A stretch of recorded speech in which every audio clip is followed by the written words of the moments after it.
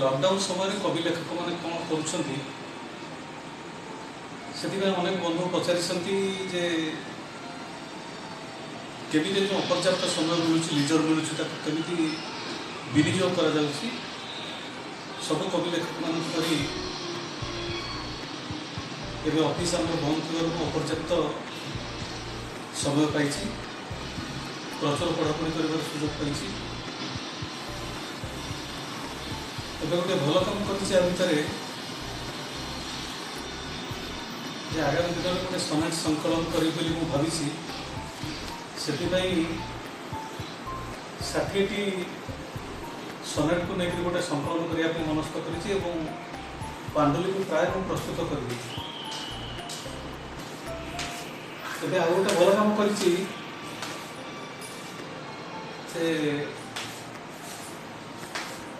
केन्द्र साहित्य अकादेमी पुरस्कार प्राप्त तरुणकांत मिश्र भास्वती बहीटी पढ़ार सुजोग पाई गोटे चमत्कार अनुदित ग्रंथ गौरहरि दासंकर छेली चरेबार दिन तो जहाँ को इंग्लिश वर्सन हूँ माई गॉड डेज से अनुवाद पुस्तक पढ़ार सुजोग पाई जाजपुर जड़े अध्यापक बंधु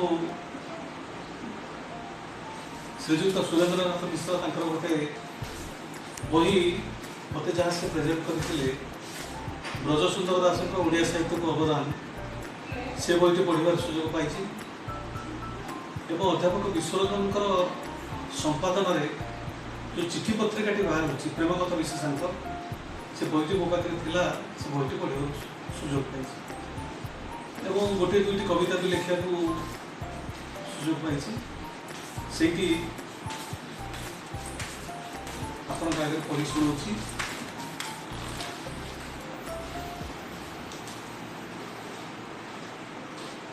आपण मान मन थी नुआ दिल्ली आनंद विहार पाखे हजार हजार श्रमिक लॉकडाउन कटकणा को न मानिक भिटामाटी आकर्षण में जो गाँव को आसवाई मन बढ़ई आनंद विहार पर एकत्रित होते पुलिस को लाठीमाड़ करने पड़ा से दृश्य देखी मत आंदोलित होती से दृश्यर प्रतिक्रिया गोटे कविता लिखी जोटी आपन को पढ़ी शुणाऊँ पथधारे आम आपुरे चाहचु ई से डहक खरा तरला पिचुर रास्तार आम अछु पोकमाछी परा आम को आग को छाड़ आम पिला तेणे आम बाट चाही हेउथिबे कलबल झाड़ बिकी आम जो खटिचु से माटी आमर नुह इटा पथर इमारत एटी मागे आम परिचय देखानी भूताणु भय भोक माने नाही पाप के पुण्य अथवा कारागृह मुंडे इटा बही आमे घड़ू तुम धर्म्य अट्टालिका खरारे आमे सिझी थाऊ मुह खरारे आमर सिझु थाए मुह मुंडरे न थाए ठेका मुंडे इटा बही आमे घड़ू तुम हर्म्य अट्टालिका खरारे आमर सिझु थाए मुह मुंडरे न थाए ठेका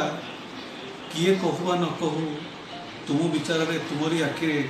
आमे तो मनीष नुह आम हाथ लगी तुम बगीचारे फुटे जाति जाति फूल आम हाथ लगी पाटी स्वादरे बासे तुम रंधाशाल हेले आमको पचारे किए